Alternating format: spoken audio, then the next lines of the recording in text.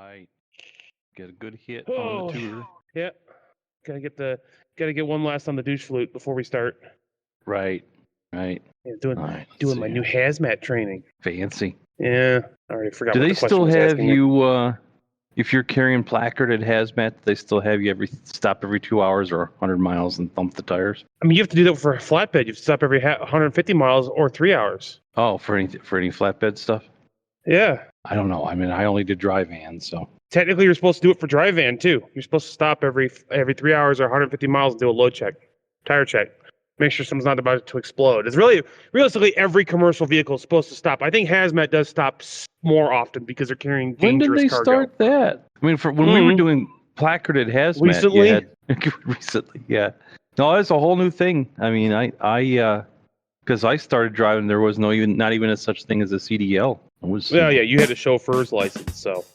Mm-hmm. But we're not talking about you here. You gonna kick this thing off? Okay, yeah, let's get it going.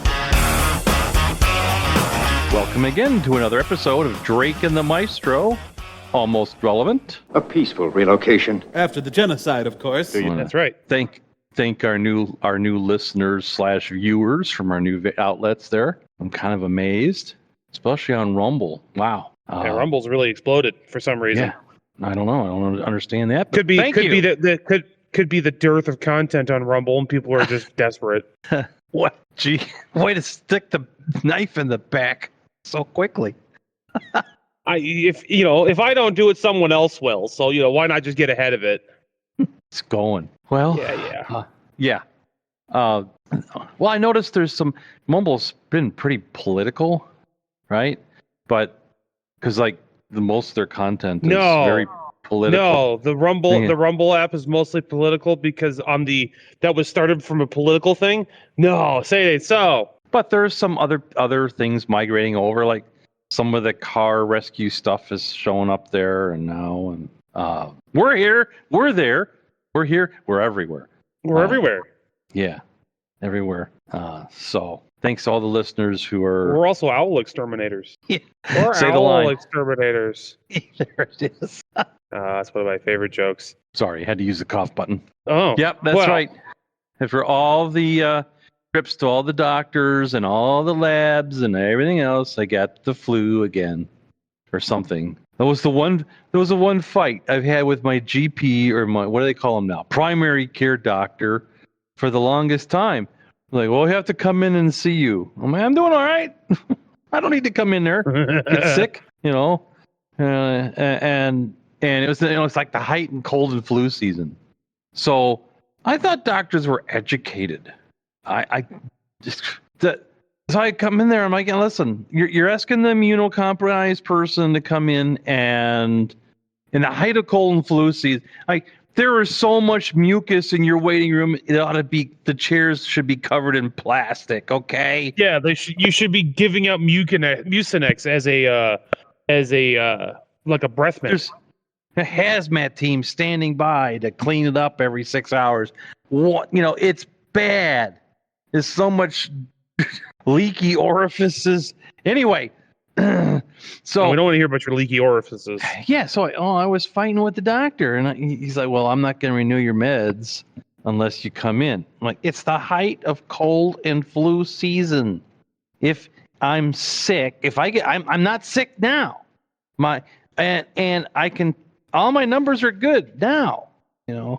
The doctors get obsessed. They get myopic on. I want to check your A1Cs. Like, what?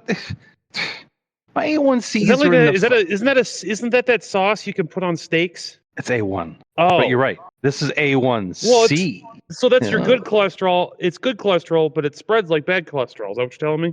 No, it's bad cholesterol, but it tastes like good. No, I don't. Whatever. No. I don't know. No. I can't believe it's not cholesterol.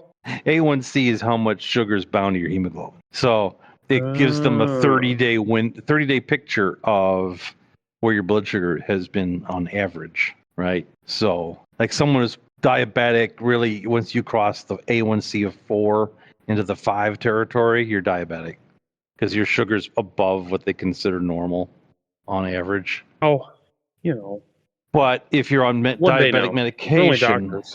they know a lot. They just don't know a lot. Well, that's why it's called practicing medicine. So they want to see if you're on medication, it gets kind of scary to have A1Cs in the 5s because that's an average. So that means that you're actually going below. You're dipping into low sugar a lot to get an average of normal. That makes sense? Yeah. And because your body doesn't have the mechanisms to regulate, or because it's being forced to regulate via medication, the medication can force your blood sugar down into dangerous levels. So they don't like to see it in the 5s because I had my A1C in the 5s. So like, no, you got to be higher. I'm like, all right, fine, whatever. So I was talking to the doctor. I'm like, come on, you know me, you know how I can manage this. Just let me do it. And it's like, no, I have to see you. We have to see you. I'm like, okay, but if I get the flu, it's on you, and you're not going to hear the end of it. It's your fault. Right. Yeah. Right. And it's sure on enough, you. I go in. He does his annual. All they do is I want to sit down and go over your lab results, right? So I go in and I get the labs done at a lab because I'm paying out of pocket. So I just go to the anyway. They fax the lab results over. We could do this over the phone. There is no need for me to actually come in. And I know what they're doing. Another meeting that could have been an email. Yeah, it could have been.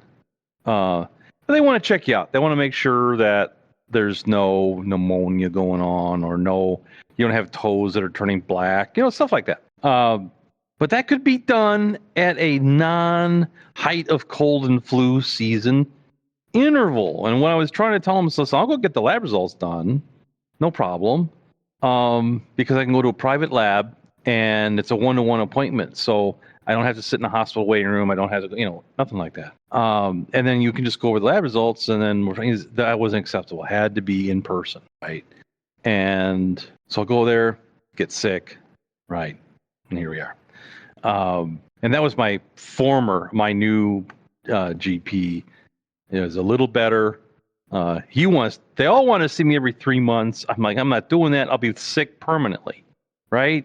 Because it takes me quite a while to recover once they pick up whatever this virus of iniquity that's going around, the virus du jour. I was going to say, it's not really a virus of iniquity because it doesn't, it's not a den. It's like a den of iniquity, a virus du jour. Right. No, it's a virus du jour. I think I had some virus du jour the other day. Did you get crackers and cheese with it? No, it was tartare, so it had some ice cream on top, or a la mode. I'm sorry, a la mode.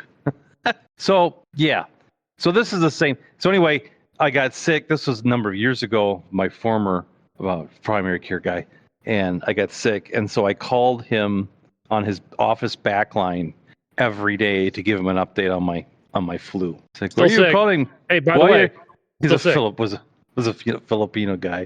I can't do a Filipino accent, so it's going to be Indian. Well, so we're not. No, we're just not going to do one. How about that? Okay. So why are you calling? So I'm just letting you know I got the flu. Okay. Well, I need to come in. I'm like, no, I got it because I came in. Remember? Oh. So, well, okay. Well, if you think you need to go to the hospital. I always forget about the bones. So I just call him every day until I was feeling better. And then on the day I was feeling better. So just let you know I'm feeling better now. Thanks for nothing. So my doctor, my current primary care doctor is a lot better, and we've shifted the times that of the year that I'm going in, but apparently didn't shift it enough, because I don't know if it was that, because it could have been because it was 2 weeks round robin of going all kinds of places that I never go, and so I realized, it only takes. Oh, and at the hospital where I got my labs done, the coffee robots are gone. Uh-oh. I was looking they forward kept messing with people and giving free coffee, so I was looking for another battle of wits with the coffee robots, and they're not there. And I asked the receptionist, like, "Hey, where's the coffee robots?" They said, "Oh, where they were hassling a lot of people, so they just got rid of them." Oh, it was one bright spot of my day, trying to outwit the coffee robots. I will have my coffee. Oh, poor baby couldn't get his coffee. My decaf. You can get decent coffee in a lot of places, but man, it is difficult to get a decent cup of decaf. I thought it was decaf. Yeah. So Drastic perk. So anyhow, I'm down with the flu du jour, and it's a mild case, fortunately, but causing some disruption, I must say. So that's my health report for this week. Now for the TV report. You ready for the TV report? Oh, jeez. Is this the you're back to hating the TV? Are the unstable whites back? What's going on here? Well, it was pretty good, and I was no longer going to replace it. And I figured, well, if I just adjust the color just a touch, and you had it, and then you decided it can be better. Wait, and then you screwed it all up. No, the TV took over, slapped my hand away from the controls. Good. Now on the box when I received it, it said now with AI, right, artificial intelligence that helps manage the picture. Well, apparently part of the artificial intelligence is managing the user as well. Good. Because I went in and it was letting me making these fine adjustments with the picture, and I'm like, oh, this is getting really good, right? And as content changed, I was making, I make wider adjustments, and then as I go to different content, kind of make a little finer and finer and finer and finer adjustments until I feel like I'm down on it. And then all of a sudden I noticed that I could wildly or finely change the controls. It didn't make a difference on the picture. Like I could turn the color all the way up to 100, which means it would get super saturated, look like a cartoon almost, and nothing's happening, right? Yeah. And then I try the advanced settings, and a few of the advanced settings, like the fine settings on the gamma or the white balance, will still work, but none of them are really responding either. The dials move, the sliders move, but the picture doesn't change. And so I went to different sources and all kinds of stuff and realized the TV it's like the outer limits, right? They control the horizontal and the vertical too, and all your color controls and all your brightness controls, and you will like it. Well, so anyway, the AI must have been activated even though it's been turned off. And I went into the settings for the AI, and indeed, they are still set to off, right? But they're not. They're not. The TV just said nope, and it took over control. And it must have been. It's been learning.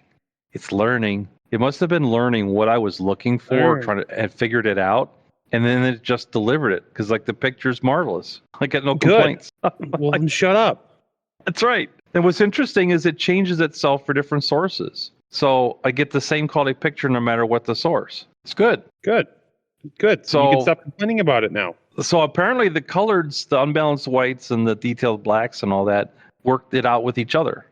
And they decided, don't listen to that guy. He doesn't know what he's doing. That's right. As it should be, because no one should listen to you. So I guess Skynet has taken over my television, and now I just have to wait for Terminators to show up at my door, apparently. So come with me if you want to live. No, that wasn't the Terminator. Or was it? Well, that was Skynet. Terminator 2? Was that Terminator 2? Yeah, it was Terminator 2, because he's running from the T-1000. Yeah, because... Yes. Or was it 3 when the Terminator finally turns to... No, it's 2. Gosh, 2. The first one, they're hunting Sarah Connor and John Connor. But right. John Connor's a baby. And then the second one, John Connor's an adolescent and Sarah Connor's in a mental institution. And they're running from the T-1000 and the T-800 is helping them. There's too many Terminator time loops for me. Wow. Is your poor memory so bad you can't remember the Terminators? Oh.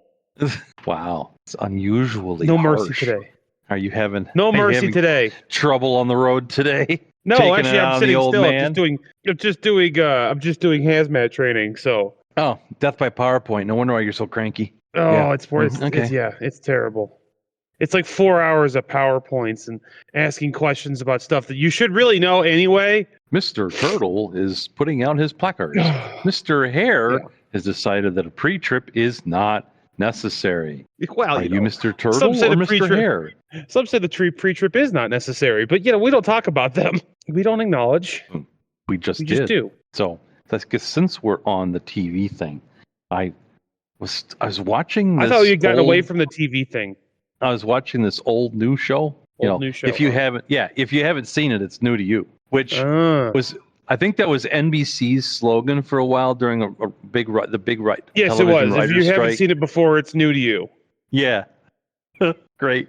You're stuck in loops, man. We just covered this like a week or two ago. Okay. I'm watching this thing about catching thieves. Like, Is it like World's Dumbest Criminals or more no, like it's a reality show, and it's about these security consultants that go to work for different stores for like loss prevention and stuff. Yeah. And they're kind of a couple of slappies, right? They're middle-aged guys. I think they kind of seem like they're from New York, but I could be wrong. But I guess when I got to New York, New Jersey. Have you met most loss prevention officers? I've been loss prevention. What are you talking about? Yeah, a bunch of them are a bunch of slappies. They are slappies. So I'm looking at. Does that mean I'm a slappy? Come to think of it. Yes. No, Well, I was an autistic slappy, so it's different. I mean, not was. Okay, thank you. Thank you for your support. You're welcome. So What would you do without me? I don't know. Maybe the AI is tired of me yelling at the screen. I don't know. I can tell you one thing that it's not the only one. Yeah. So if you're gonna, they bring in cameras and they bring in this. Clearly, the show is sponsored by this specific security camera company, right? They come in and hang these cameras and they're like, oh, the neat thing about this camera is, I'm like, wow, look at that product placement. Who would have thought? But they go in and why is it they set up the observation station in the back room, right? They're loss Where prevention. else are you going to put it? Well, let's think about that. At the last place we did, before I stopped doing this, where was the big monitor? It was right up there by the cashier where the store manager was. Yeah, but are they doing a gas station or are they doing? I missed it. Are they doing a gas station They do all kinds of stuff, right? Right. So the particular store they're doing right now. Where are they putting it in? Well, on right now, like this very moment, is a clothing store. Well, this was Universal, so they did like a lumberyard, clothing store, electronics store, different places like that, right? Yeah. Okay. And what I'm finding is there was a common denominator in all of these. None of these stores that had these huge loss prevention issues had cashier and traffic control, flow control, where you're controlling who's coming in, going out, and how fast they can leave at the exit. They were wide open.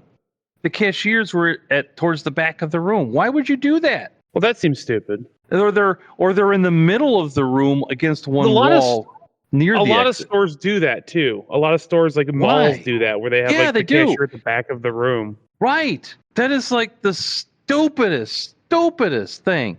So the cashier's at the back, and then these slappies put their table up with their monitors in the back room. Now, what disturbs me even more is they're on a folding table, and that means that security system, when the show leaves, the security leaves with it. You know what I'm saying? Yeah. The owner's right back to the same problems. They just showed them how to take care of it, but now it's on the owner to contact a security company and implement all these things and whatnot, right? But that isn't the slappiest bit of the slappies. That's just the ground rules. That's just setting, like, okay, wait a minute. Logistically, this doesn't make sense. You need to control logistically right here. You need to control the flow of foot traffic in and out of your store. It's got to be everybody comes in, nobody gets out, unless it's through a controlled Thunderdome. It's it is. It's the Thunderdome principle. That's what we called it. 2 men enter, 1 man leave. Yeah, it's kind of like that. Today it's necessary to kill a man. Yeah. Okay. So you look at your tighter controlled retail operations, right?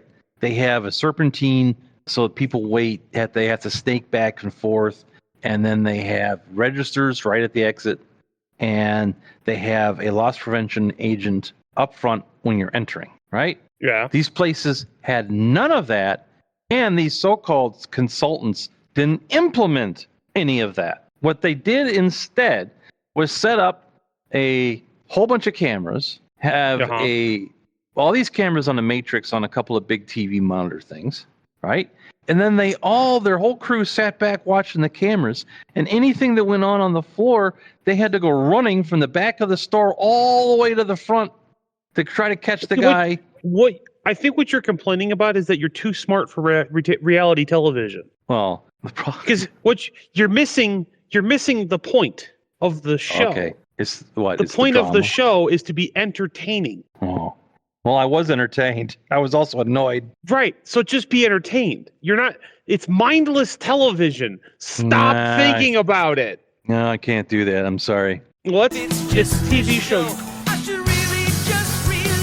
Really just relax. The MST 3K rule. As should be applied to all television shows, and you should just stop thinking about it and just let it wash over you and enjoy it for what it is. They did get smart. They eventually put one of their crew out on the floor as a floor walker in some of these places. But the what I thought was amazing was the degree of theft, right? Like someone comes in with this massive canvas bag and just starts taking things in bulk. Yeah, that happens. Yeah. It's just something to see. Now the one where it was the employee stealing cases of $1,000 watches and putting them on the roof for her boyfriend to pick them up. How did he get on the roof? I've seen that kind of thing happen. I've actually been part of stopping that kind of stuff. But he comes from the outside with his pickup truck, and then she goes on a smoke break and goes out on the fire escape and throws the boxes down to him. Well, I mean, it's smart until you get caught. Yeah, right. Nice work until you get caught, I guess. And then it was now the funny part there was they brought them both in for the because that's like grand larceny, right? Because you're talking about cases of $1,000 watches, cases, thousands and thousands and thousands of dollars. That's grand larceny. That's felony time. So they're bringing them in, and then the cops are there because the loss prevention officer can make an arrest upon personally viewing a felony. And it's a citizen's arrest. It's a citizen's arrest, yeah. Because as loss prevention, you are not a police officer. You are just a citizen that has slightly more power than the average citizen. None. You have no more power. None. Zero. The only thing you've got is that you're acting as an agent for the owner or the operator of the space.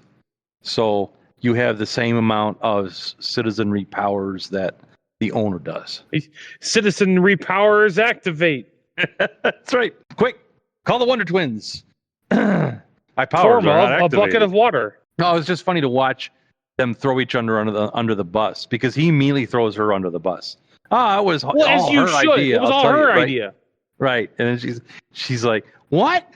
You're the one who drug me into this." Well, he wrote me into this. Mm-hmm. There was no joy in Mudville that night, I must say. And the other creative one, which I have seen myself, is that there was someone that had a whole like in a lumberyard. They had a whole camping setup in one of the bunks. Like they had a bunk in a bunk, like way up on top. There's an empty bunk. Okay. That's kind of isolated and isn't practical to use to put wood in. So they set up a whole bedding area. They had a tent and a sleeping bag and all that. And the problem with that is, well, once the lumberyard closed up, and everybody went home. Then they would go out and they would go through the lumberyard and take all the choicest stuff and toss it over the wall, over the fence to their buddy outside with his pickup truck. See, that's a problem. That's a problem. And then they would go back into their little hidey hole, and then when the place opened up, just walk out. Mm-hmm. That's a paddling. That's paddling. Yeah. So seeing that one, that's kind of clever, but at least that was more entertaining because they didn't have Slappies running from the back room to catch the people in the front. And eventually they did get smart. They started putting a floor walker, and then they put a person out front of the sidewalk. I'm like, that's what I've been telling you for the last 10 episodes. I think they just got some private security guys and say, hey, you want to be loss prevention? Whatever. Anyway, that was that. You guys want to be extra losers? Right. Extra big time losers. Yeah. And a lot of times, shrinkage and all that, I don't know about these days. We don't need to talk about shrinkage. Back when in my day, it was skewed more towards employees than people coming in off the street and swiping stuff. More employees taking things than you don't want to get me on a rant about the Hot Wheel collecting scene and how employees are working with these sweaty old men that want to buy the rare Hot Wheels, and they're pulling them out of the packages before they even make it to the floor so they can resell them for hundreds of dollars. Immediately on the internet. On the internet, yes. Yeah, and Mhm. most of them probably do look like the comic book guy from The Simpsons. Yeah, that's what I'm picturing. Yeah, I'm picturing that guy. Yeah. Uh-huh. I've also seen several reports on Reddit of people getting into fights, like the collectors like shutting down the Hot Wheels aisle so they can get their special look for the special cars in peace, and no one else can come along and get them first, because heaven forbid that someone else get the rare car that they're looking for that might actually enjoy it. Yeah, we don't want that. No. Yeah. There's a company out there called Mattel Creations, and I can't decide if that's Mattel or a Chinese Mattel. knockoff. Is No, it? it's Mattel. Yeah. Okay. Because I kind of look at it like, it almost looks like a That is Chinese Mattel. knockoff company rather than No, Mattel it's real. itself. That's real. That is Mattel. That is Mattel's. Like that's what runs the Red Line Club. Ah. Well, you would know, not me. Yeah. I would know. You are correct. Yeah. And since we're doing TV theme today, because Are we? You know. I've been trying to get away Well, from yeah. the TV theme well, this entire time. the AI has taken over. Who's AI? Yours or mine?